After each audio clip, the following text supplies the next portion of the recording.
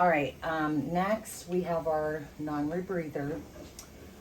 This one, for ease of remembering, I just tell nursing, just run it at 15 liters. This does not wean, you don't mess with the flow.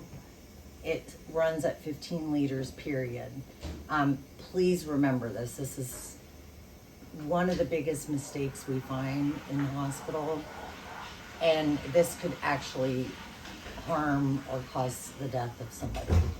There has to be enough flow to get rid of the CO2 from the mask. And when you find these on like 2 liters and wonder why your patient's out of it, that's why they're out of it, because they're rebreathing that CO2. So just remember, this goes up to 15, just run this one at 15. Don't turn it below that. It's just the easiest way to remember.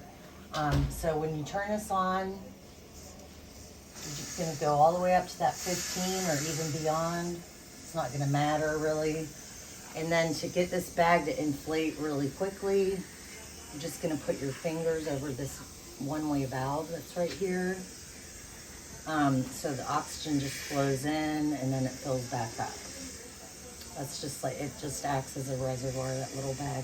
You always want to make sure this flap is present. If this is not present, this becomes what we call a partial rebreather, which we just don't use those anymore. So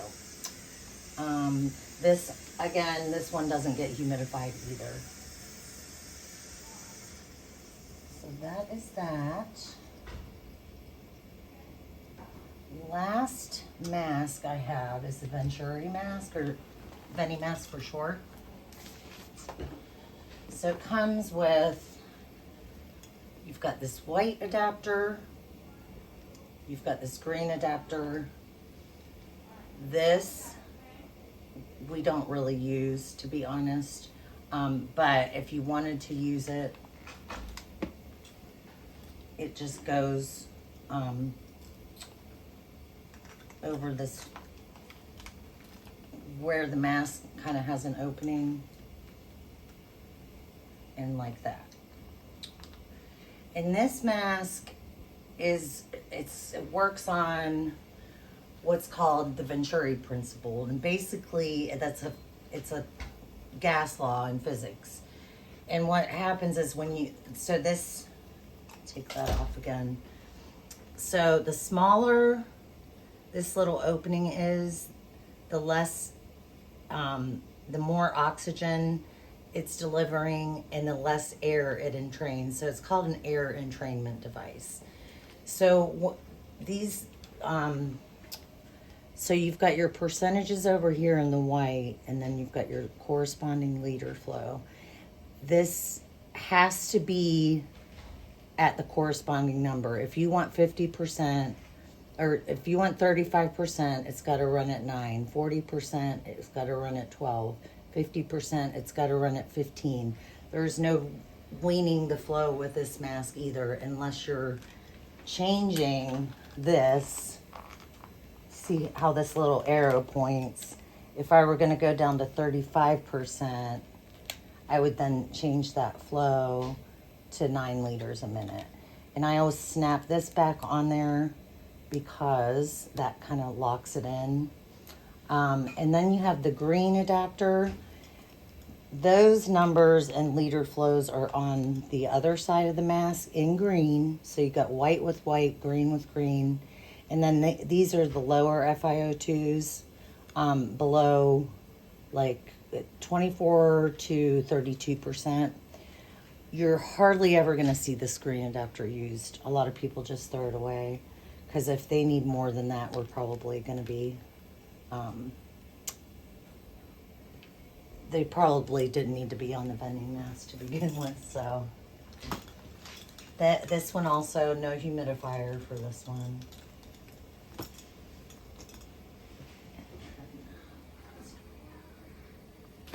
Am I missing anything? So we'll go to the heated high flow. All right, some of you guys have seen this. You're only going to see this here on our step-down floors in the ED and in ICU.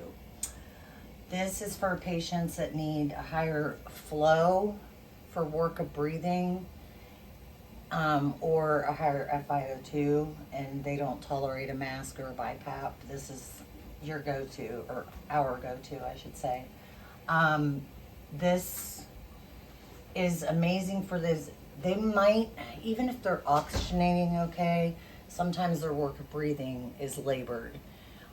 This is a really good go-between BiPAP, because many of our like COPD patients, especially end stage, they have a huge issue with anxiety, which is why we're always asking the nurses for anxiety meds, because the two go hand in hand. When you can't breathe, it's a scary thing. So this one, we usually run this one here at 30 to 60 liters per minute. And this guy here, this isn't controlling necessarily, you're not looking at the liter flow on the flow meter. That's just how we bleed in the oxygen. So you'll see the FiO2 here. And so as I turn the dial clockwise, you're gonna see that that goes down. So that's how we change our FiO2. The flow, that is managed strictly by RT. The nurses don't touch that, so I'm not even gonna go into how to change it. If you ever have an issue with this and they're not oxygenating and you gotta think fast and you're waiting on us to come, just go ahead and throw this non-rebreather on top of this at 15 liters. Because that's about all we got to throw at it, unless they have a BiPAP in the room, and then we can flip them over to that as well. So yeah, 30 to 60 liters. It's heated. This is set at body temperature, which is 37 degrees Celsius. Typically, you're gonna see it set at 33. It's 34. It's a little bit more comfortable for the patient. 37 just feels really hot because it's 98.6. So that's not the most comfortable thing. But usually if they're on this, they're going to be above, 50%. Once we get them down to 40 liters, 40%, we usually go ahead and try to wean them off to a non-heated high flow or a regular humidified nasal cannula. Unless their work of breathing is still really labored, then we might just keep them on this, even if they're oxygenating okay. And we have 3 sizes of the cannula: small, medium, large. We usually use the medium, and it just sits on the face like this, super soft. This goes behind the head, and then there's a little clip down here. So this is kind of heavy. You can just clip it onto their gown so it's not pulling at them. And then this,